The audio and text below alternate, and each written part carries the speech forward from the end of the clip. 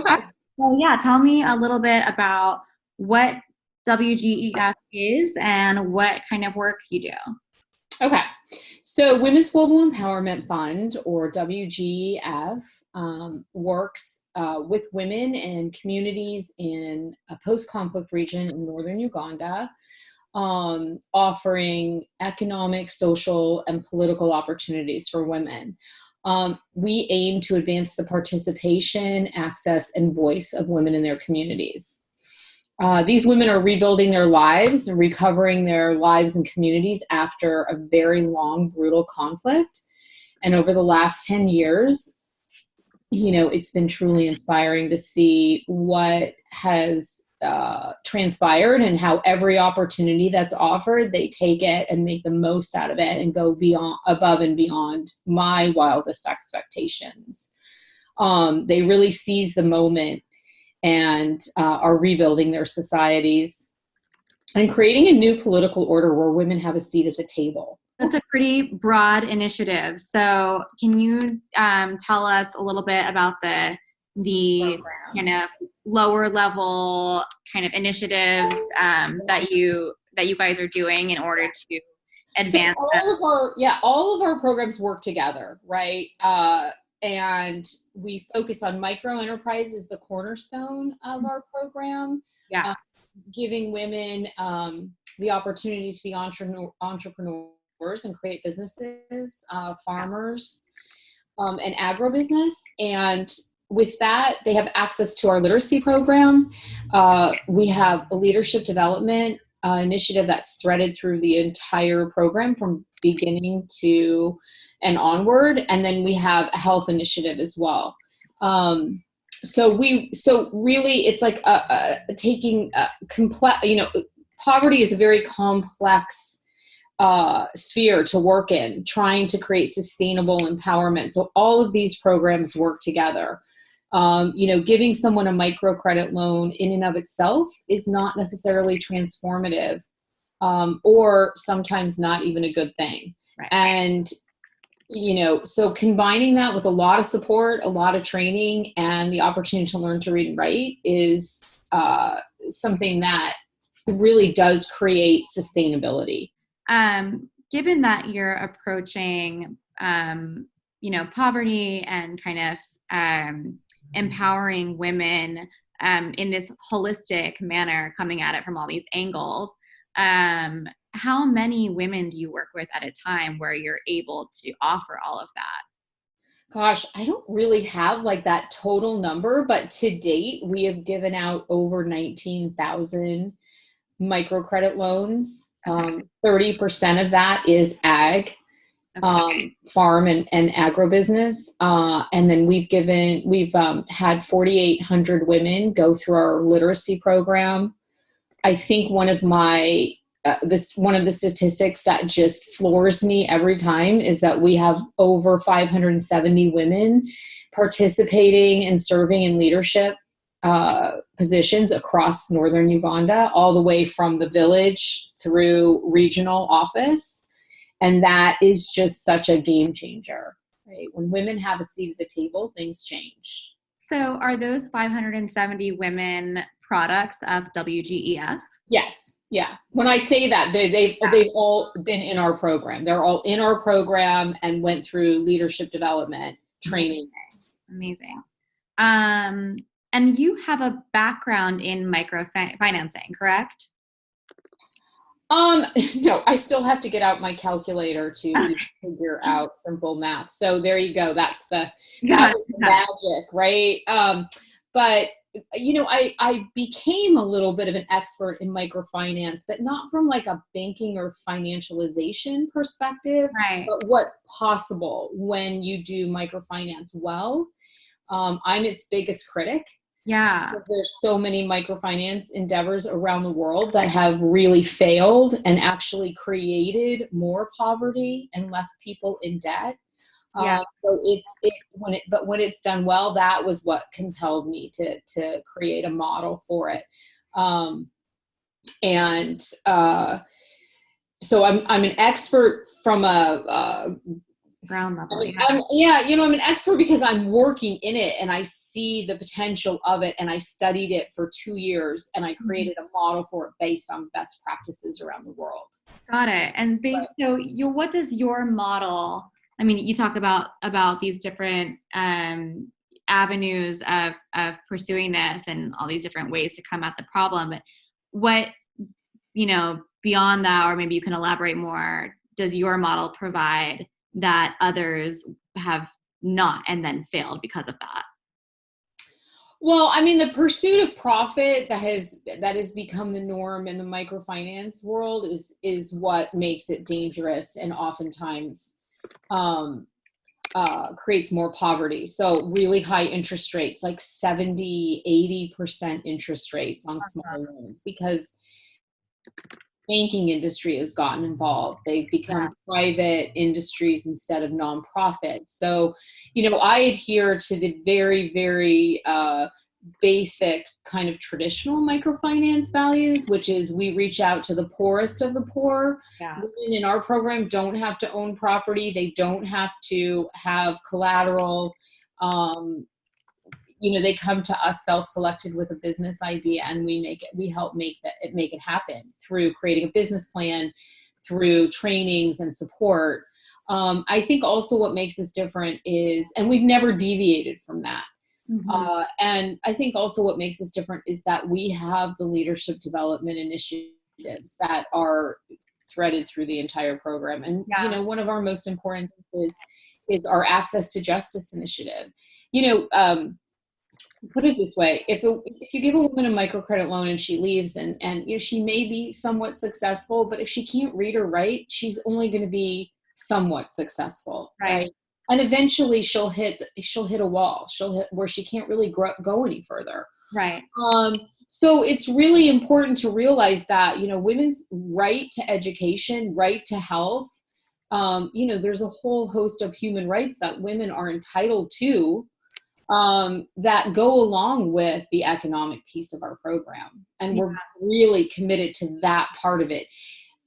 Even though it makes my job so much harder to raise money, to keep those kinds of programs going, I have no desire to just do microfinance in and of itself. Right.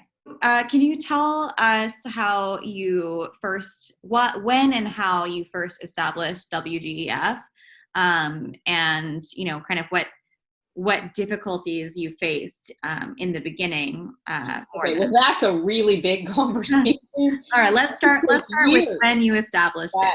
I was in grad school, and I was actually studying environmental politics, and I got pulled back into gender and development, which is my background. I've worked with poverty issues and women and families in the United States pretty much my whole life. Yeah. And I was sitting in a class, gender and development, and I was introduced to the concept of microfinance. And in a moment of brilliance or insanity, I decided, hey, I could do that. I think that could be really cool. And because poverty is so stubborn and we set people up for failure consistently, that was something that appealed to me, because I felt like if it was done well and combined with social programming, it really could make a difference. Like, it really could create sustainable empowerment. Not here in the United States. I was looking at it from a global perspective at that point. Right. So speaking of that, I decided to do that. So my last year of grad school was basically all setting this up and becoming a nonprofit and learning all I can about microfinance. And I went to Paraguay and studied, and just really looked at best practices, what was going on with it around the world, and had good mentors and things like that, and then created the model for it. And then, one of the challenges was, where was I going to go with it? Right? Like, where did I want to put this organization? And I didn't want to just be another white Western organization going somewhere to try and do something. Right. Yeah. I wanted to go where it was really needed. So I looked at Latin America. I looked at South America. I looked, I thought about a couple of other places, and then I was introduced to somebody from northern Uganda, and he told me about the history of his country and the northern region, and how it was just coming out of a very long, brutal conflict. So I spent a couple months doing my homework on that.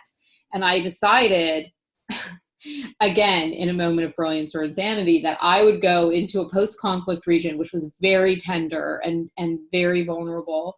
And that's where this program would land. And I would go in and try and be a part of the rebuilding process. Amazing. I mean, we have a lot in the beginning. We had a lot of our clients were formerly abducted child soldiers and sex slaves that had been abducted as children and been held hostage in the bush under unimaginable sexual violence and horror. Like it's just the story you just can't even imagine. And these women came back like with children and were sometimes ostracized coming back from their own families. So, in the beginning it was wow. I mean, talk about a learning curve, and really seeing a really different world than what we're kind of used to, or the narrative that we're used to in our country. Mm-hmm.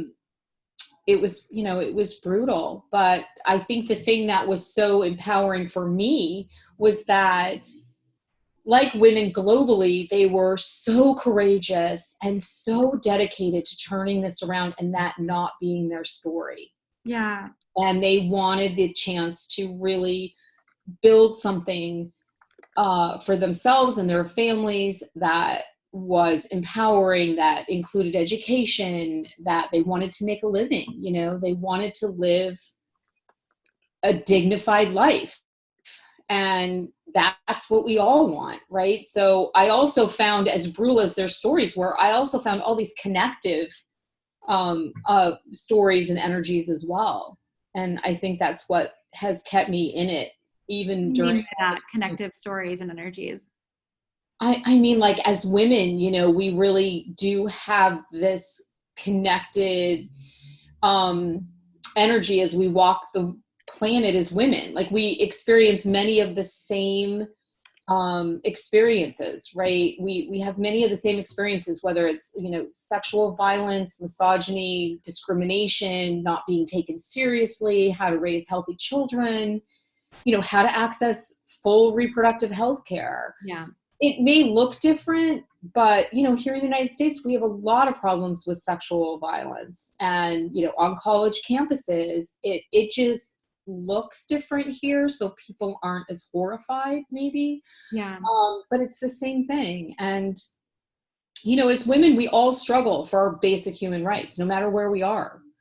And the fight goes on as we kind of head into International Women's Day. Equal pay, we still don't have parity in salaries and wages here in the United States, right? And so those are struggles that as women, even though they can look differently in some ways, are very much the same. Yeah. Yeah, definitely. Can you tell us about any specific success stories that might come to mind recently? I have like so many. I have chills right now because I have so many really touching, amazing stories that are just incredibly simple. But so I'll give you a couple. Yeah. One, a few years ago, I took actually my professor from CU, whose class I was in, and she was my first board chair. Amazing. And donates every year to Women's Global. Mm-hmm. She came to Gulu with me, along with a journalist and one of our interns. So we went to Gulu and we went and visited a community that has the literacy program in their village. And so we sat in on a literacy class and I had the opportunity there was probably got like 50, 60 women sitting around under a jackfruit tree. Yeah. And we were just all sitting around and they really welcome people to visit and to share with them. It's a really big deal. And and so I got the opportunity to ask them, like, what has been the most important part of the program? What have they felt like they were the most successful story they had? How are their families? What are their businesses? What are some of their challenges? Things like that. So I asked what was the question I asked? Oh, I asked how the literacy program changed their lives. And this one woman stood up and said, now I can write my name. Very simple. She has a 4-letter name. Wow. And she was probably 25, 30. Wow. And I said, well, will you share that with us? And so she walked up to the chalkboard leaning against the tree. And she took a few minutes, but she wrote her name, and she was just incredibly proud of herself. And, for me in that moment, like, I'm crying here in my office. I know. No, honestly, I am too.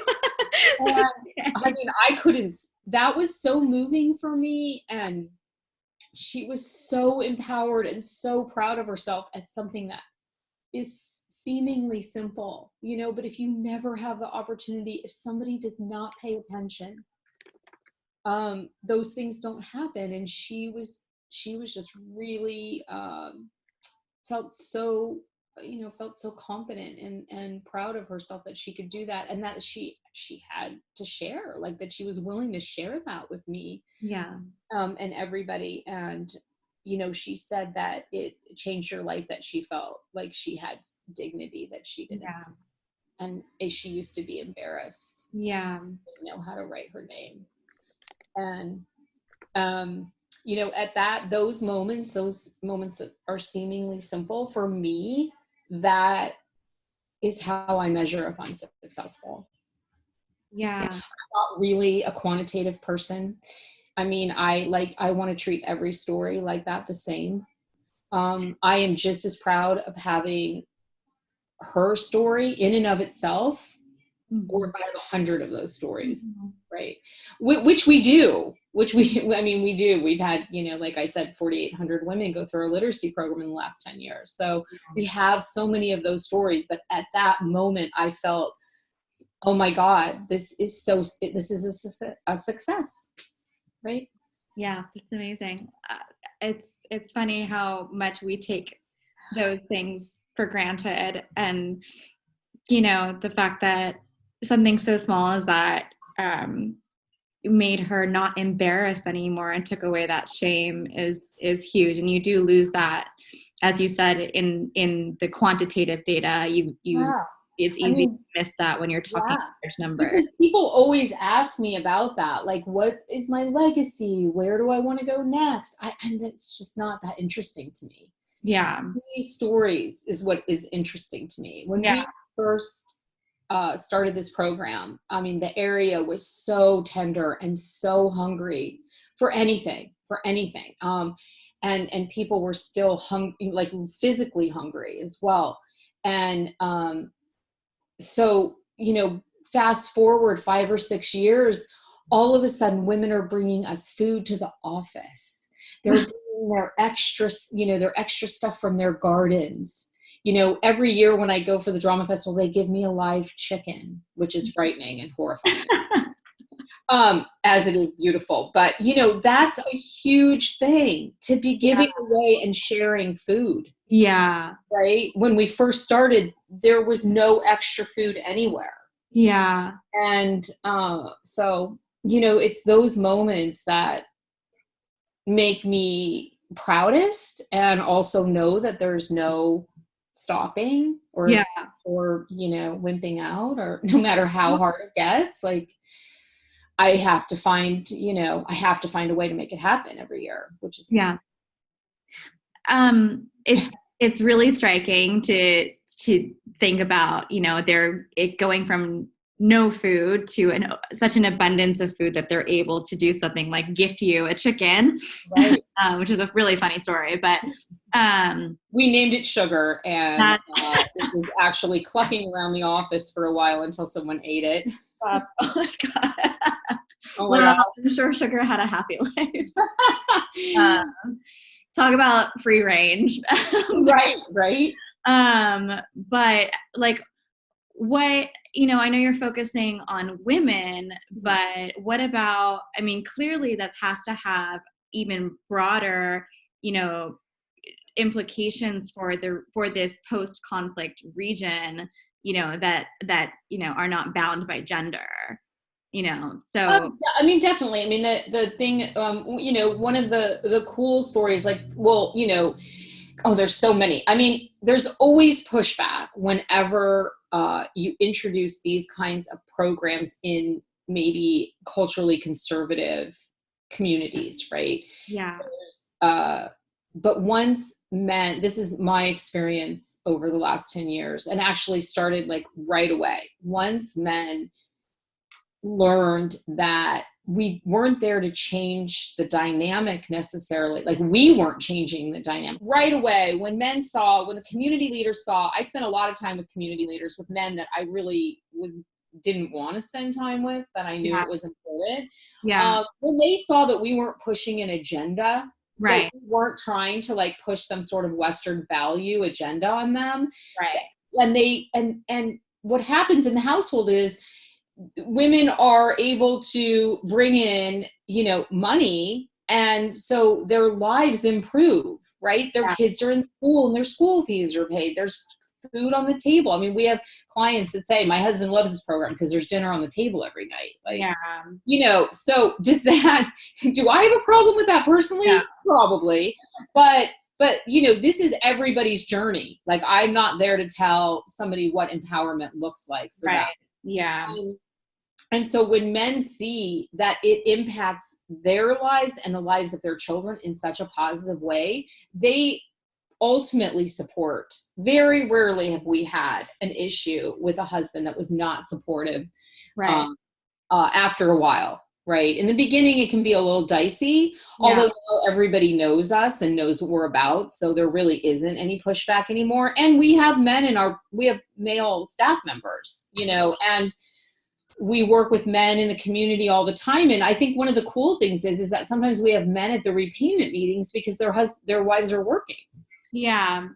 And so we've really done it right. We've really done a great job. And, that's a tribute to creating a really fair and honest foundation and being really open in the community, and also to having our program director is Bukenya Musa, and he's the most brilliant man on the planet. So amazing. Yeah. It's funny that to hear about the resistance of the men in the area, in the region, and these kind of ridiculous ways that they would even be resistant to something that ends up benefiting everybody. Yeah. But change is hard. I mean, change is scary and it's hard. And, the dynamics of a culture, there's always good and bad. And it's, it's not simple. It's not simple. Like, you have to really be patient. I have a question actually on that note. Have there been any men in the course of, you running this program that have really struck you with their generosity and being in your corner, or being in the corner of WGEF and being super surprisingly supportive? Oh yeah. Like, one of the village elders in the beginning, he really, like, I spent the day with him, and he was like really nervous about this, and he was definitely a very much in charge kind of man. Mm-hmm. And, he's become like our biggest fan, and he goes to bat for us whenever anyone is, there are definitely some village elders that have no desire to see women change, no desire to see women empowered, moving forward. And they want to keep women uneducated and captive, right? So you do run into that in the really rural, deep in the bush kind of places. And he's been really great at kind of going out with us, and because people respect him. Yeah. And there's been a lot. I've met some of the most visionary men in Africa. I mean, we have this idea here in the United States that African men are just very, I don't know, limited and aggressive and, patriarchal. Right. Well, certainly it's also And they're also here. Confident. So, I mean, I can, yeah. but I've actually met some of the most visionary men, and what it is they understand that to move their communities forward, right? Women have to have a place and a seat at the table and have to be treated with dignity. Like they get that. They get that that is absolutely critical for their communities to move forward. And so we do run into communities or villages that are really rural. And like we just about a year and a half ago, we went into a new village that was very rural, and they were basically subsistence farmer, very poor. Yeah. And, none of the women knew how to read. None of them really had any opportunities but gardening, and their lives were really limited and to having babies, basically, and farming, small scale farming. And they were poor and they were hungry. And, we went in, and because we have such great men in our program, and women, but, we were able to get in there, and they said they really want the opportunity to learn to read and write. And so we really had to meet with like the men in the, in the village and discuss it with them and get their okay. And yeah. So, I mean, again, it takes a while. You have to be really patient. And you have to kind of be more spacious in how you view empowerment and how you view success in those areas. Right. Because for some people, it's really being able to write your name on a chalkboard, as something as simple as that, which is huge for that individual. Yeah, it's huge. And I mean, one time we had a client who was so successful. She had several businesses. She ran for political office in 2011 and then again in 2016. She's a leader. She's the best orator I've ever heard speak in my life. And she was married. I'd never met her husband, but we went out to visit her farm. She was also a farmer, successful farmer. And we went out to her farm, which I'd never been to. And on the way out there, Bukenya turns to me and he said, "So, Grace has a co-wife, right?" And I was like, "What?" Wow. And he starts laughing at me because he knows in my Western, head, I'm like, "Oh, that's terrible." And he said, "Yeah, Grace has a co-wife." And I talked to Grace about it and how she was like, "Hey, this is awesome because I couldn't go out and do all the things I'm doing and be at the meetings, the community meetings, and engage in that and contest for office if I didn't have someone at home taking care of the kids." Right. So she's totally fine with it. It's a completely different economy, a completely different way of life. Yeah. But I mean, you just have to be more spacious in how you view people's choices and what success means and how people get there. Yeah, definitely. And what empowerment means, right? A lot of people would think of her as somehow being oppressed by that, but that's not the case at all. Yeah. Again, some of the most powerful women I have met, are wearing a hijab or a burqa. Yeah. They're very empowered and very engaged, or they're in a polygamous marriage, or they're in, it doesn't necessarily mean that they are oppressed, right? Or that they're not living empowered lives. So you have to be careful about what kind of judgments, you make on people. So true. Speaking of, of what empowerment looks like,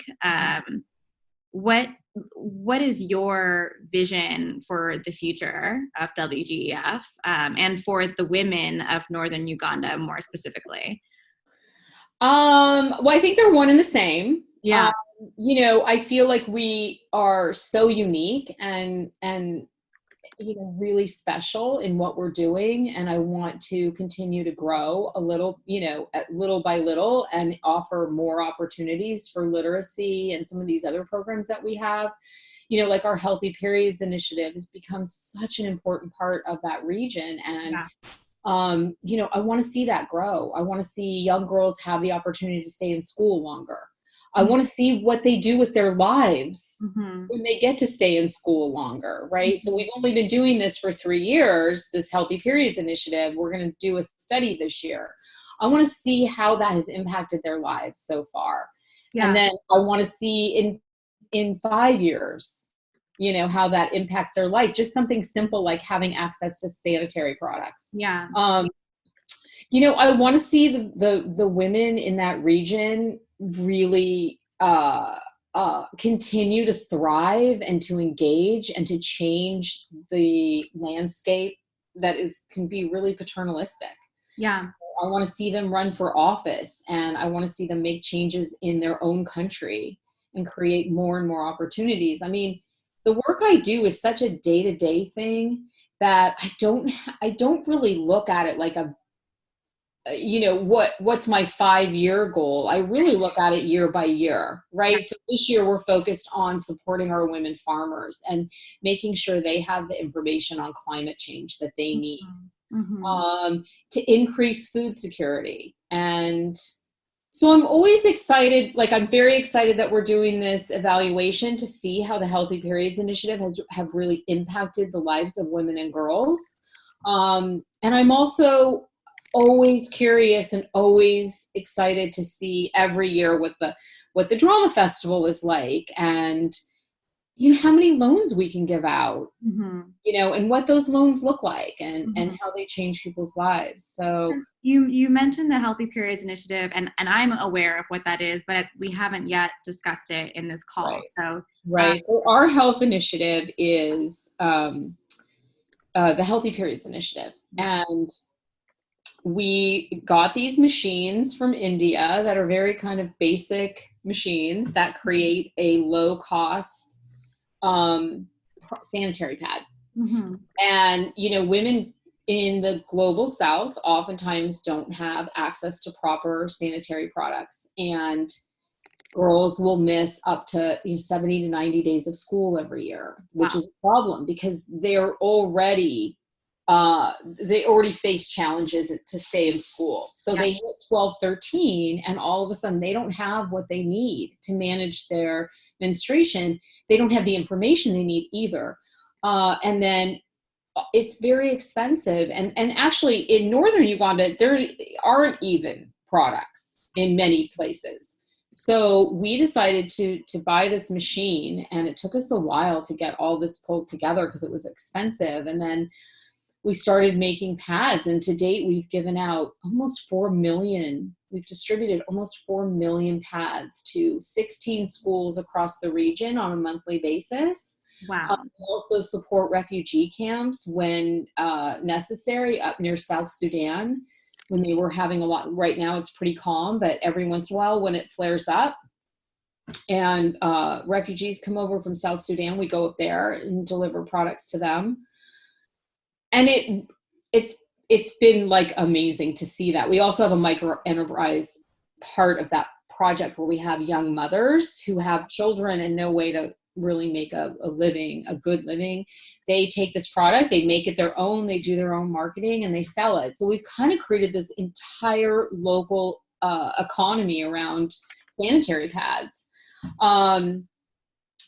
It's been interesting to see the excitement and acceptance for this, like even by men and boys, that they're interested in learning more about this and helping. That's amazing. Which is really crazy because it can be such a stigma, right? It can be really shameful. And at the end of last year, we started, so backing up a little bit, we take a doctor with us to all the drops. So we don't just drop pads and run. We have a doctor, a newly graduated doctor from Gulu Medical School every year that were like their first job in the community. And we take them with us every month to the schools. So they're all over the northern region, and they go in depth. I mean, really in depth on full reproductive health care and menstrual health. And it's like HBO after dark. Like you can't even believe like some of the posters that I've seen. I'm like, wow, like I don't even think you could have that here. Like what? And they tape them to the side of our van, and all the girls gather, and then she does a class. And, for most of these girls, this is the only time they can ask about their bodies. Yeah. It's the only time they may even see a doctor. Wow. So this is like really a really amazing program. And what are some of the questions that they ask? Well, I don't know, to be honest. I mean, I could make up stuff, but I mean, being a mom of two, Right. I can imagine some of the questions, but I really don't know what their questions would be. But Right. I'm going to ask Bukenya that next time. Yeah. I haven't gotten to go around. I've been at the drops in the refugee camps. I Mm-hmm. haven't gone to the schools. Mm-hmm. I've met the school girls at other events we have, but I haven't actually gone to the school drop. Got it. Got it. Yeah. And Really interesting. at the end of last year, we started including boys in some of our programming. And I got this, I wish I could pull it up, but I don't know where it is. But I got the sweetest quotes from some of the boys that were in this class. And one said, now when I see my sister has soiled her dress, I give her my jacket and I help her get to the teacher's office. Oh. So and it's like, amazing, right? Like just amazing. Like I totally cried when I read those Yeah. other ones That too. is that is really sweet and moving. Yeah, And yeah. So I mean, this is the kind of, again, this isn't rocket science. It's like it's just kind of basic humanity. And I think sometimes we get away from basic humanity and we kind of forget what the real needs are day to day of women and yeah, girls.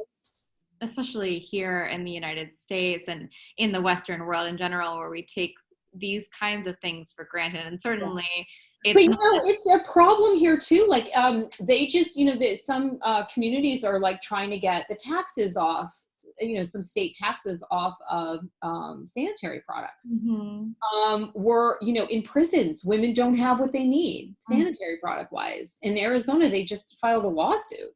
Mm-hmm. And when I worked in the homeless shelter, the first thing women needed when they came in were sanitary products. Mm-hmm. Mm-hmm. So as much as we, yes, it's better here, obviously, but it's expensive and women should never have to choose between food or basic necessities and sanitary products. Absolutely. They should be free. That's it. They should be free or at such a minimal cost. Yeah. Right? Some version, some it should be Yeah, available. right. If you want the fancy whatever tampons, like that's fine. You can pay for them, but there should be basic sanitary products that are free. Yeah. We kind of addressed this earlier, but I want to just make sure, the question is asked and answered. Why Uganda, and how does, for those of us who might want to get involved and donate, how do we know that helping women in Uganda helps women worldwide? Well, I'm going to go back to what I said in the beginning, that as women, we're all connected. And I don't believe that one's geographical location should make his or her problems more or less important. Mm-hmm. And I say that a lot since I started this journey. Mm-hmm. Because people ask, there's a lot of need everywhere. Why this? You have to give to things that you're passionate about. And, I'm sure there are a lot of communities and a lot of ways to give. This is a program that is that works, that has amazing outcomes, that is inspiring, that's helping change. And when you change the life of one person, the ripple in the water, you don't know. You don't know if that girl that gets to stay in school longer becomes a scientist and finds a cure for something. Yeah. Or becomes a teacher and teaches children that then go on to become something, amazing. Have the opportunity to create something amazing, or just become a better human being, right? Or she avoids being trafficked, or she's in school longer and she doesn't have to get married at 13. Right. And I don't believe that girls in Uganda are more or less entitled to that than anywhere else. Right. And I always say, there's a lot of need, and you really need to find out like what your heartstrings say and what you find important. But we live in a globalized world. So what happens over there matters over here. And I always say, get involved in your own community. Absolutely. But don't forget your global community as well. So, speaking of watching the progress and, that this WGEF really works. And, I definitely believe it based on, your approach and the stories. And I'm personally am super excited about the evaluation that you're going to do. You said this year on the results of the Healthy Periods Initiative. Yeah, looking at outcomes. Yeah. And so this, I want to go back to that because I'm super interested. So you've been doing the Healthy Periods Initiative for 3 years, and correct me if I'm wrong, 3 years now. About. Well, yeah. You've distributed to date almost 4 million pads to 16 schools on an ongoing monthly basis. Right. So you're helping numerous young women stay in school and learn about their bodies and take more control over their livelihoods as well. This will be, correct me if I'm wrong, is this the first kind of more, I know, there are mixed feelings about quantitative analyses, but is this the first kind of quantitative analysis that you're doing this year? Of the Healthy Periods Initiative? Yes, this will be our first. We did an M&E or a evaluation of, I wanted to find out what the impact of literacy was on microfinance recipients. Sure. There was a direct correlation between viability and profitability. Of course. Yeah. And of course there was. Yeah. But it was striking, and we did it with Oxford University students, and it was an amazing assessment. We're hoping to have the same kind of assessment where we do a lot of qualitative data, but also have quantitative data. Definitely.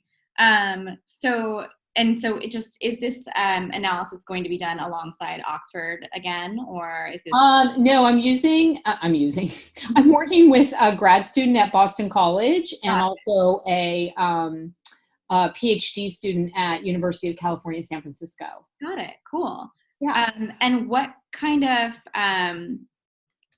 apart from the anecdotal, which we know is more valuable than many people give it credit for, but what kind of quantitative data are you looking for? Probably percentage of school attendance, work attendance, probably an overall community look at whether this program reduces child marriage. Mm-hmm.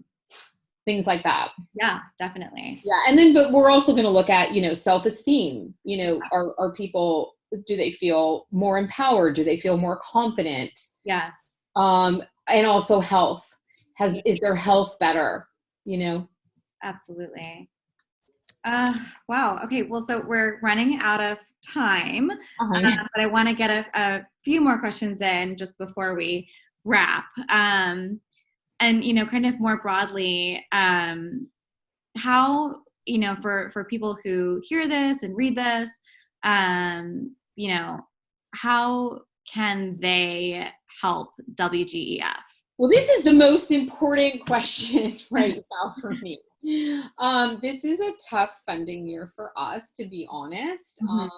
And, I find myself in the amazing position of let's do a lot of outreach, right? Let's get women inspired about what we're doing. Let's reach new people.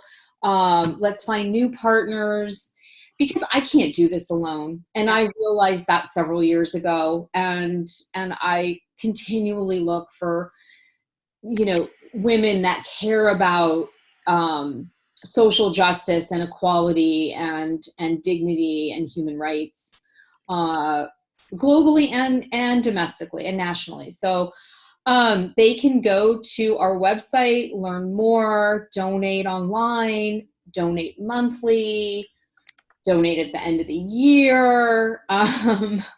They can also, maybe if they want to go to Gulu with me, we're doing a trip in October. Mm-hmm. Where it's open to a few volunteers or / donors that want to go. There are some requirements, but it's going to be amazing. Yeah. And we're also looking for board members. So there's opportunities for that as well, which I think are um, I think that some people want a way to give back, and, this introduce us to your community, help us reach out and find new supporters. And you can do that being on our board. You can do that by, just simply reaching out and introducing us to your community. Mm-hmm. You can sign up for our, mail, emails, and communications. Mm-hmm. You can follow us on social. Mm-hmm. And, but, donating is always a lovely way to support us, for sure. And, we're not a huge organization. Like, I'm the only person in the United States. Yeah. So we don't have a big budget. All of our staff is in Uganda, and they're all young, amazing, educated Ugandans that want to make a difference in their community. Yeah. So we don't have, infrastructure and cars and buildings in the United States. Yeah. Really all of our resources are over there in the community where they should be. Yeah. Got it. So. And that's where the money goes. And that's where the money goes. So speaking of companies, obviously the way we know each other is through our partnership. And we donate a portion of our proceeds to WGEF, and hope to be able to donate, growing amounts as the years go by. But can you tell us how other partners can, how other companies, can look into partnering up with you guys? I'm open to creative collaborations of all different kinds. And we are looking for people to partner with to bring awareness to what we do, and to promote equality and justice. And that can be done in like a myriad of ways, right? So like Amayo Swim, we like each other on social, we post about each other. And, you guys also support us on, International Women's Day. And we've had different campaigns where certain, percentage of the proceeds goes to Women's Global. Mm-hmm. I think there's all kinds of ways to collaborate. Mm-hmm. And, there's also companies that maybe want to travel there, that maybe want to get involved on the ground in some way. And, we're open to that as well. One last question is what does it mean to you to be an Amayo icon? Okay, this was the question on the question list that I was like, I am not sure about the word icon. Like, I just don't really, that is not necessarily in my my wheelhouse of words I use to describe myself. Mm-hmm. So whether I'm an icon or not, I don't know, but I really appreciate that my work and all of this, I'm gonna start crying. It can be a really lonely journey. Yeah. And I really appreciate that Amayo reached out to me and wanted to understand what I do and why I do it, and wants to support women in a sustainable and empowering way. And so for me, having that kind of support and encouragement, makes me it makes me able to continue on. Yeah.